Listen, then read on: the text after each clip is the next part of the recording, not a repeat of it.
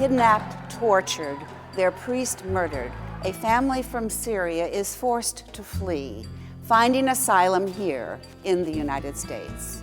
Hello, I'm Lydia Talbot. Welcome to Sanctuary.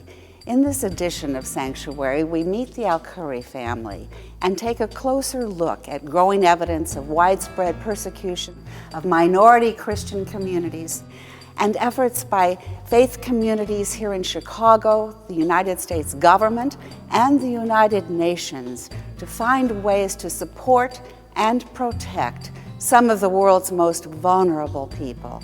Join us for some ideas on peace, justice, and the reduction of human suffering that will challenge what you think about your politics and your faith today on Sanctuary.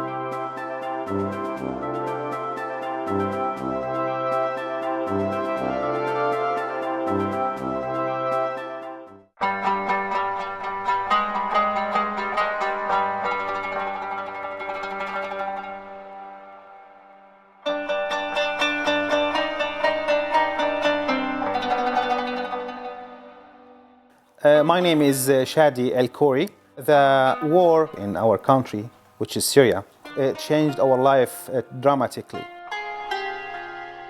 I was kidnapped before the war, the civil war, or we can say it's a religion war.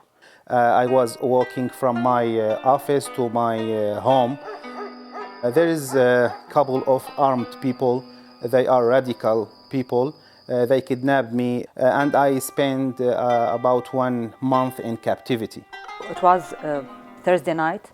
I was waiting for him for dinner. You know, it's the time for his coming. So I called him many times by his cell phone. So his cell phone was out of service. So I went to his office. Nobody in the office. And so we know that after this noisy and we can be sure that he was kidnapped. Actually, I can say they kidnapped me for 2 reasons. The first reason was because I am an orthodontist, and you know the orthodontist maybe has a lot of money. And the second and the main reason is that I am a Christian.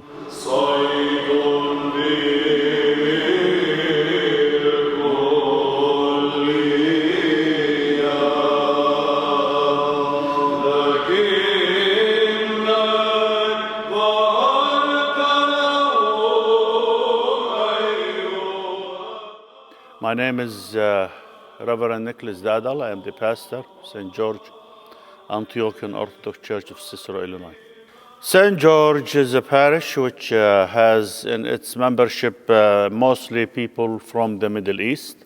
Today, of course, a lot of people come because of the wars in the Middle East. I mean, it's an unstable area. Christians have been targets by everybody. Alkahoury family, I met them for the first time on Pascha, but I can see there is so much sadness in the face of the man and the wife. Actually, they are very faithful Christians.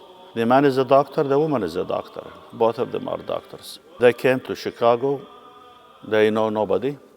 Of course, now through the church probably, mostly, they have many friends. But they have to start almost from zero.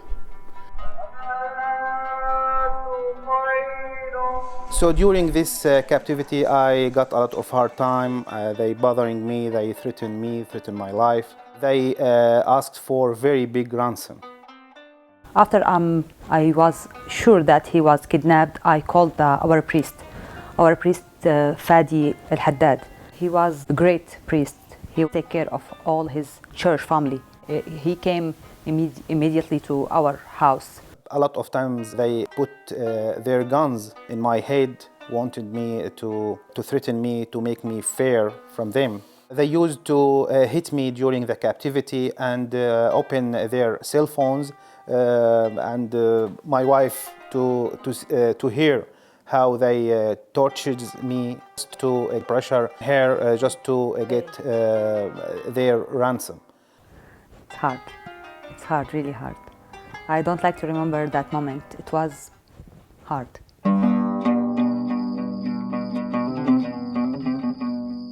I tried to escape from this little room because they left me for 2 days without food, without water. So I wanted to escape. But when they came, I couldn't get out the room. It's very hard, a very small room and very locked. So when they came back, they discovered that I tried to get out of the room and they wanted to punish me. So they put me in a big hole under the ground and left me for 1 day, the whole day. Actually, it was a very miserable moment in my life. Yeah, I got a lot of hard time. So how can I think? My husband, he's with people without any heart. We always heard that a lot of murders and a lot of bad things happened with these people. So it was hard for me to think what will happen. After that, they will kill him easily. Actually, I have never felt any fear. I felt that Jesus Christ was with me in the same room. I was very strong. I didn't cry. I didn't feel any fear. So just pray for Christ Jesus to keep my family, to keep my kids away from these radical peoples. I understand that the priest who went to pay the ransom for his release, the priest himself, father, was murdered. We called the priest Abuna Fadi, and Abuna Fadi was very brave and he decided to take the ransom by himself. So my dad refused to let him go by himself. They kidnapped the priest, my father, and the car, the money, everything. Abuna Fadi was a big goal for them, to threaten all Christian, because in our city he is the head of the Christian. After 5 days, they killed the priest.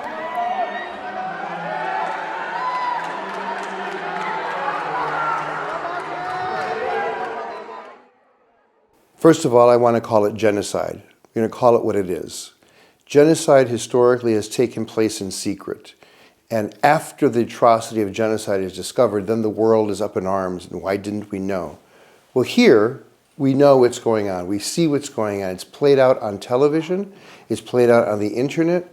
We see Christians being executed and dying simply for being Christians. His Grace Bishop Demetrius, with the blessing of His Eminence Metropolitan Yakovos, started a nationwide campaign, writing letters to the major newspapers, talking publicly on this issue about why it was important that we focus in on this. Why does this have to take place? And what was the answer? Which for us was the United States recognizing that this crime is taking place. We were honored then when Congressman Ashew recognized his grace and recognized the efforts of the metropolis of Chicago. And as such, we saw the United States become, for the first time ever, one of the nations identifying a genocide and saying this is a genocide taking place and putting forward to the UN a recommendation to take action to stop it. This resolution expressing the sense of the Congress that the atrocities that are being perpetrated by ISIS, they constitute war crimes and they are genocide. We launched the effort to call this for exactly what it is, because these religious minorities are being hunted down, persecuted because of their religion. Now, the United Nations has come up with a definition some time ago of what genocide actually is. There is something going on. If you take a look, particularly in the Middle East, at the number of Christians that were there 50 years ago versus the number of Christians that are there now, that group has declined. Increasing stories are coming out of outrageous behavior that is killing Christians and forcing Christians to leave. The Christian minority is increasingly minority in many of these situations. What should the response of the Christian church be? It should be one of outrage. It should be one of standing with their persecuted brothers and sisters. It should be trying to work politically at a variety of levels to help the countries understand that you can't continue to do this because it's hurting not only your citizens, but it's hurting your image around the world. We hear people are saying, we care for Christians in the Middle East. And I ask them, is it an abstract? Where are the Christians in the Middle East? And they forget that Christians in the Middle East are not a number. They are faced, it's my face. It's the face of every congregant of mine. And today is a challenge. How can you be a living witness in this part of the world, despite extremism, despite a political situation, despite occupation, despite attacks here and there? You have to be a living witness. And living a witness is always to be in the front, not in the back. Responsibility to protect, or R2P, is the United Nations resolution that to prevent genocide worldwide. Its sole purpose is to first allow the states to take care of the problem within their boundaries, then to encourage the states to take care of their problem. And if that doesn't take place, then for the United Nations to step in and eliminate the genocide problem. The real premise for it came up following, of course, World War II and the horrific conditions of the Holocaust and the denial and the refusal to pay attention until it was too late. We have had sometimes a wonderful record towards welcoming immigrants, and we've sometimes had a record in which we moved away from that. And that was certainly true for my own community. So many Jews immigrated to America, although there were certainly Jews here earlier, but from the 1880s to for the next period of years. And then leading up to events to World War II, borders were closed. And many people were not able to enter at a time in which it was the awful crisis which led to the Holocaust. So opening ourselves up to new people, to immigrants, is something which is, I think, so foundational to who we are as a country, but also in terms of at least Judaism, and I will add Christianity here in terms of our sacred text. One can read the book of Genesis, and certainly what happens to Abraham, as a story and through the lens of issues that immigrants face, and the challenges that people face, and the insecurities that people face. For sure, we have to protect our borders and be careful. There are bad people out there, and we can't pretend that they don't exist in today's world, and we want to prevent them from coming. That's for sure, and we have, and perhaps to improve and create even better vetting processes. But we also have to cast an eye of compassion and be very, very careful about excluding people. My name is Robert Swice. I happen to be the co-chairman for In Defense of Christians. In Defense of Christians is a movement that started about 3 years ago. We were hearing about all sorts of atrocities that were taking place against the religious minorities, the Christians, the Yazidis. Many of the churches, many of the people from the Middle East decided to get together to show solidarity against the violence that was taking place. So in 2014, a movement that brings and unites all the Eastern Christian churches together. A lot needs to be said and done. Our government here in the United States needs to take an active role in protecting the people there. The religious minorities, the Christians, ourselves, and create a peaceful environment, an environment of harmony where both Christians and Muslims get along and treat each other equally and with respect. And this is the protection of the nation from foreign terrorists. The new president has said, I'm going to make an exception for Christians.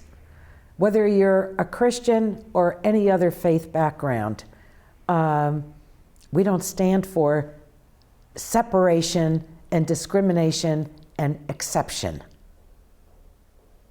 And I want to make that very clear. And that is an essential. I believe that all minorities have the same rights in the country. Christians, Shiites, Yazidis, Muslims, Sunnis, whoever it is. If you live in a country, I think you should have the right to live and survive and work and be respected and protected by the government. I don't want, as a matter of fact, I'm not too crazy about having to take Christians by themselves and say we have to do something for them. Quote, any of the following acts committed with an intent to destroy, in whole or in part, a national, ethnical, racial, or religious group, as such, killing members of the group, causing serious bodily or mental harm to members of the group, deliberately inflicting on the group conditions of life calculated to bring about its physical destruction in whole or in part, imposing measures intended to prevent births within the group, and forcibly transferring children of the group to another group, unquote. This is genocide, and this is what is actually taking place today. The Wall Street Journal article appeared in February of 2016 before the U.S. government declared a genocide of Christians taking place in the Middle East. My hope was that it would catch the ears of those in government to open their eyes to this dynamic. Little did I know that Congresswoman Ishu from California was working on a resolution for that to happen, and she happened to read my article and did use it, and I think that part of that made it into her talk.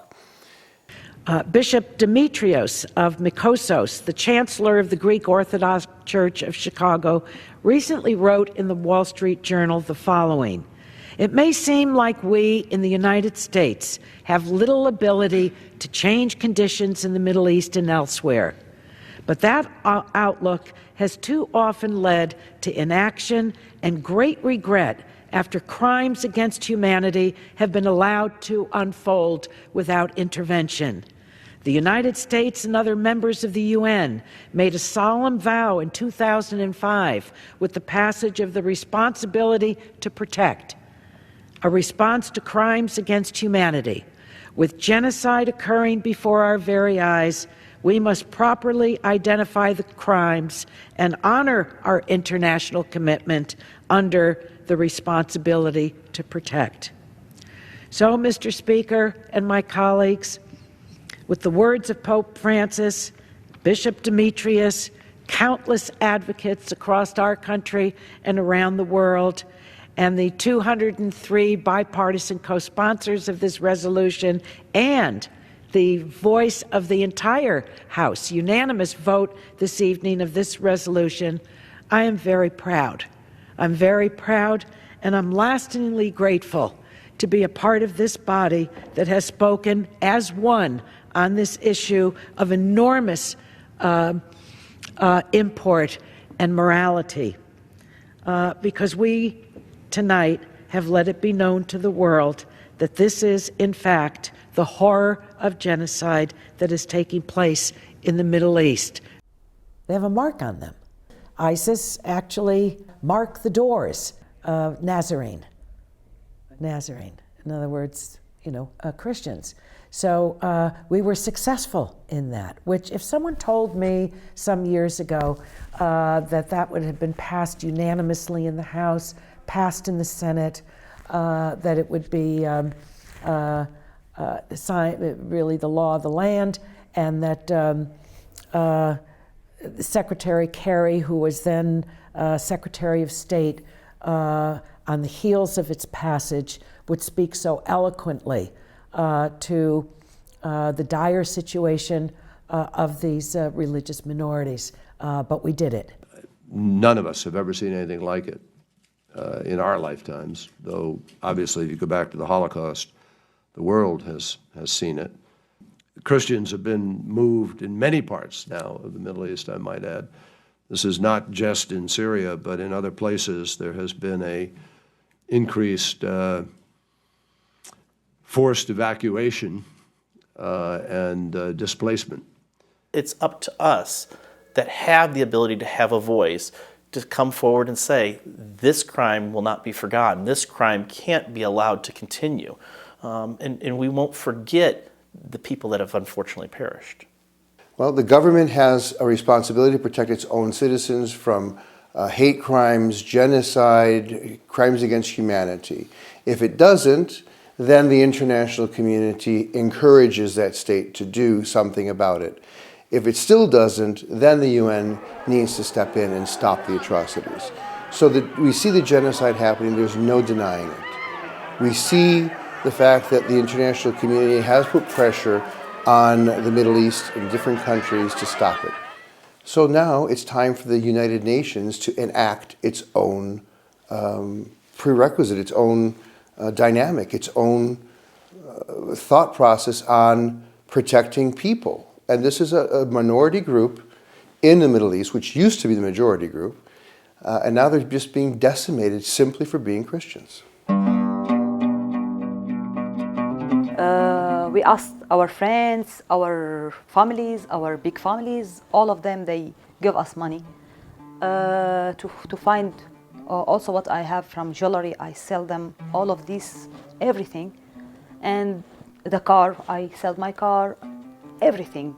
At the end, we carry the ransom to that people.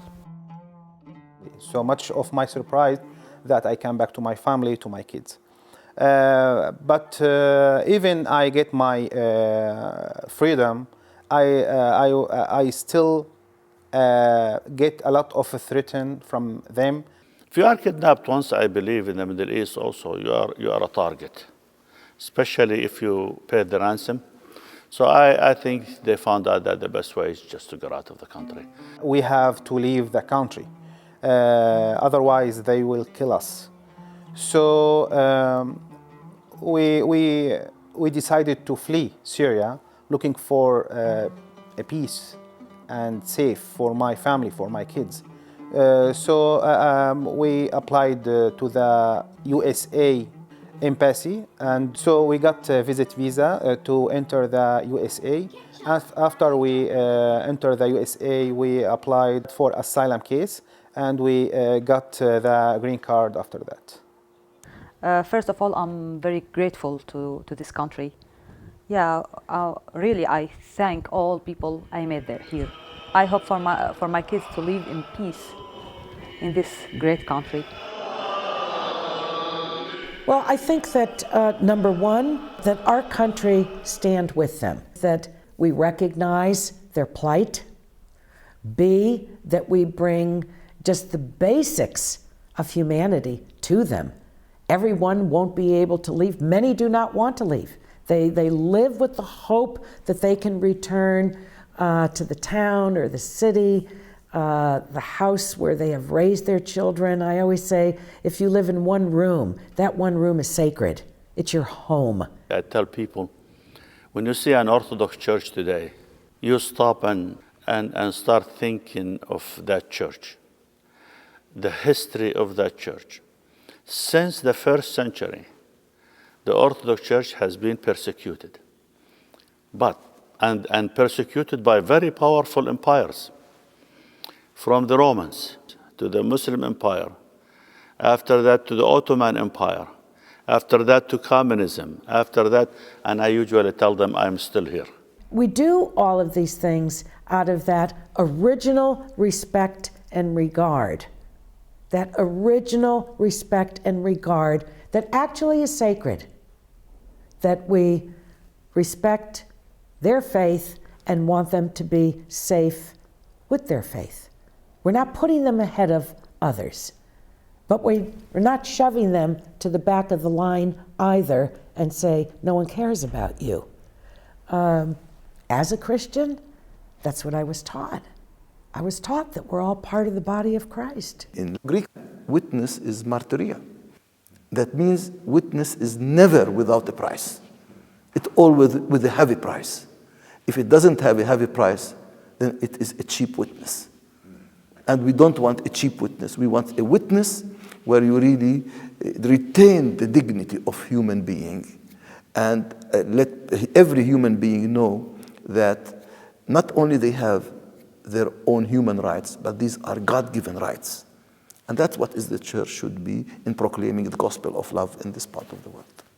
When we're speaking about atrocities to people because of their faith tradition, to their very life, and the way they're executed, the barbaric ways they're executed, not here, but throughout the world, I don't believe that our country will turn a blind eye to that.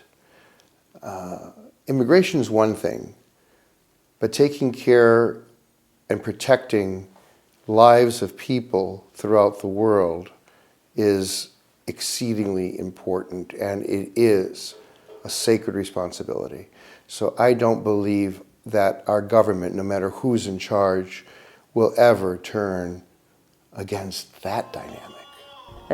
يوقفوا الحرب وقفوا الحرب وقفوا الحرب لأنه في كتير ضحايا في كتير عالم عم تتعذب لازم يصير السلام السلام هو الأساس إذا السلام حل توقف الحرب ما بقى في حزن المحبة هي الأساس لازم يحبوا بعض إذا حبوا بعض بتخلص المشاكل ما بقى في عذاب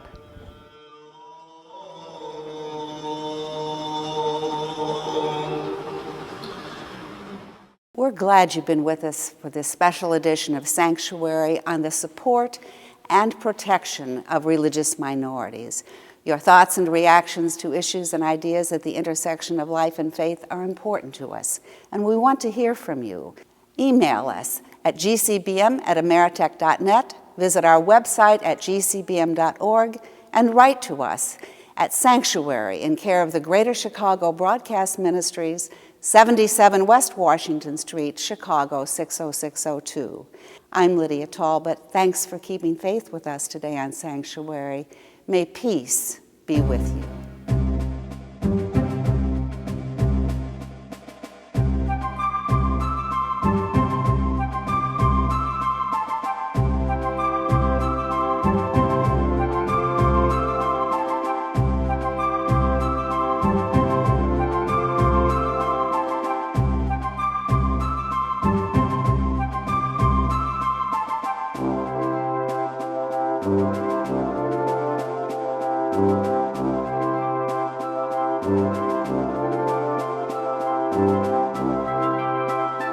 Thank you.